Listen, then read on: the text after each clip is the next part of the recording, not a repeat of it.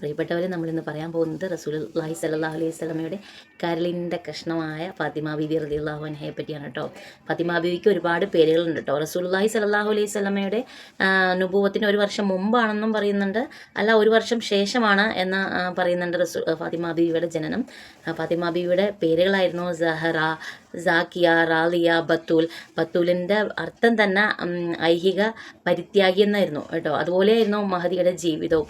നമുക്കങ്ങോട്ട് കാണാൻ മുമ്പോട്ട് പോകുമ്പോൾ റസൂലുള്ളാഹി സ്വല്ലല്ലാഹു അലൈഹി വസല്ലമയുടെ പ്രിയപ്പെട്ട മൂത്താപ്പാടെ മോനായിരുന്ന അലി റളിയല്ലാഹു അൻഹു ആയിരുന്നു കേട്ടോ ഫാത്തിമ ബീവിയെ വിവാഹം കഴിച്ചത്. ഒരുപാട് മഹാന്മാർ ചോദിച്ചു ഫാത്തിമ ബീവിയെ വിവാഹം കഴിക്കാൻ ആലോചിച്ചെങ്കിലും റസൂലുള്ളാഹി സ്വല്ലല്ലാഹു അലൈഹി വസല്ലമയ്ക്ക് താല്പര്യം അലി റളിയല്ലാഹു അൻഹുവിനെ വിവാഹം കഴിപ്പിക്കാനായിരുന്നു കേട്ടോ. അപ്പോൾ റസൂലുള്ള ചോദിക്കുന്നുണ്ട്, മഹർ കൊടുക്കാനെങ്കിലും പൈസ ഉണ്ടോയെന്ന് ചോദിക്കുമ്പോൾ ഇല്ല. അപ്പോൾ അലി റളിയല്ലാഹുവിൻ്റെ പക്കലുള്ളത് ഒരു കുതിരയും റസൂലുള്ള തന്നെ പണ്ട് സമ്മാനമായിട്ട് കൊടുത്ത ഒരു പടയങ്കിയുമായിരുന്നു കേട്ടോ. അത് തന്നെ ഉസ്മാൻ റളിയല്ലാഹു അൻഹുവിന് വിറ്റ് 500 ദിർഹം കിട്ടിയായിരുന്നു. ആ 500 ദിർഹം മഹർ കൊടുത്തിട്ടാണ് കേട്ടോ അലി റളിയല്ലാഹു അൻഹു ഫാത്തിമ ബീവിയെ വിവാഹം കഴിച്ചത്. റസൂലുള്ളാഹിയുടെ നിർദ്ദേശപ്രകാരം പുതിയൊരു വീട് വാടകയ്ക്ക് എടുക്കുകയും അതിൽ ഫാത്തിമ ബീവിയെ താമസിപ്പിക്കുകയും ചെയ്യുമായിരുന്നു കേട്ടോ.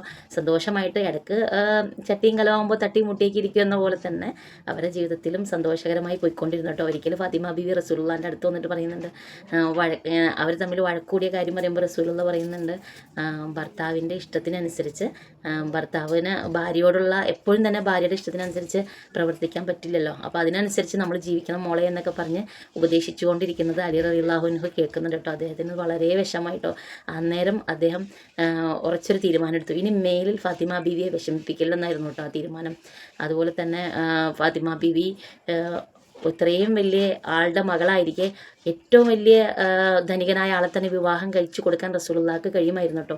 പക്ഷേ റസൂലുള്ളാഹി പറഞ്ഞത്, ഈ ലോകത്തെ സുഖമല്ലല്ലോ നോക്കേണ്ടത്, എന്നേക്കുമായിട്ട് വരാൻ പോകുന്ന സുഖമാണല്ലോ നമുക്ക് വേണ്ടത് എന്ന് പറഞ്ഞ് ഫാത്തിമ ബീവിയോട് പറയുന്നുണ്ട് കേട്ടോ. ഒരിക്കലും അലി റളിയല്ലാഹു അൻഹു സ്വർണ്ണത്തിൻ്റെ ഒരു മാല ഫാത്തിമ ബീവിക്ക് കൊണ്ടുവന്ന് കൊടുത്തപ്പോൾ അത് അണിഞ്ഞ കണ്ട ഫാത്തിമ ബീവിയെ റസൂലിന് ദേഷ്യമാണ് കേട്ടോ വന്നത്. എന്നിട്ട് പറയണ്ടായി, മോളെ ഇത് നമുക്ക് ഈ ലോകത്തിൽ നശ്വരമായ ഈ ലോകത്തിലെ സുഖത്തിന് വേണ്ടിയല്ല നമ്മൾ ജീവിക്കേണ്ടത്, നമുക്ക് ഒരിക്കലും നശിച്ചു പോകാത്തുള്ള ജീവിതത്തിന് വേണ്ടിയിട്ടാണ് നമ്മൾ പ്രയത്നിക്കേണ്ടത്. അത്തരം എൻ്റെ മകൾ തീ അണിഞ്ഞിരിക്കുന്നു എന്ന് മറ്റുള്ളവർ പറയരുത് എന്ന് പറഞ്ഞ് റസൂലുള്ളാഹി അത് ഉപേക്ഷിക്കാൻ പറയുന്നുണ്ട് കേട്ടോ. റസൂലുള്ളാഹിയുടെ മരണശേഷം 6 മാസങ്ങൾക്കാണ് കേട്ടോ ബീവി വഫാത്താകുന്നത്. അതുപോലെ തന്നെ ബീവിക്ക് 5 മക്കളായിരുന്നു. ഹസൻ റളിയല്ലാഹു അൻഹു, ഹുസൈൻ റളിയല്ലാഹു അൻഹു, മുഹ്സിൻ റളിയല്ലാഹു അൻഹു. അതുപോലെ തന്നെ ഫാത്തിമ ബീവിയുടെ സഹോദരിമാരുടെ പേരാണ് കേട്ടോ 2 പെൺമക്കൾക്ക് കിട്ടത്, സൈനബും ഉമ്മു കുൽസും. ഇൻഷാ അല്ലാഹ് പുതിയൊരു വീഡിയോ ആയിട്ട് കാണാം കേട്ടോ. അസ്സലാമു അലൈക്കും.